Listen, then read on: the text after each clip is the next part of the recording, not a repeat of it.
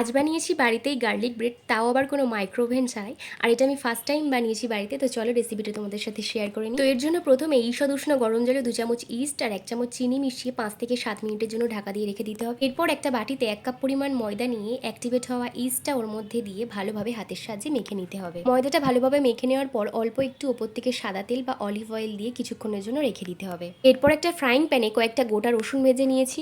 এবার চামচ বা হাতের সাহায্যে রসুনগুলোকে ভালোভাবে থেতো করে ওর মধ্যে দিয়েছিলাম কিছুটা বাটার আর রসুনটাকে একসাথে ভালোভাবে মিশিয়ে দিয়েছিলাম কিছুটা চিলি ফ্লেক্স আর কিছুটা ধনেপাতা। আমাদের কাছে যদি অরিগ্যানো থাকে সেটাও দিতে পারো, আমার কাছে ছিল না তাই আমি দিইনি। এখন সবগুলোকে একসঙ্গে মিশিয়ে নিয়েছি।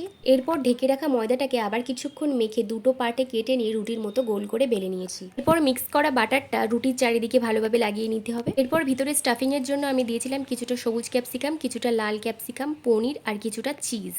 সবগুলোকে একসঙ্গে দিয়ে ঠিক এইভাবে ভালো করে মুড়ে নিতে হবে। এরপর একটা ছুরির সাহায্যে এইভাবে ওপর থেকে দাগ কেটে নিয়েছিলাম।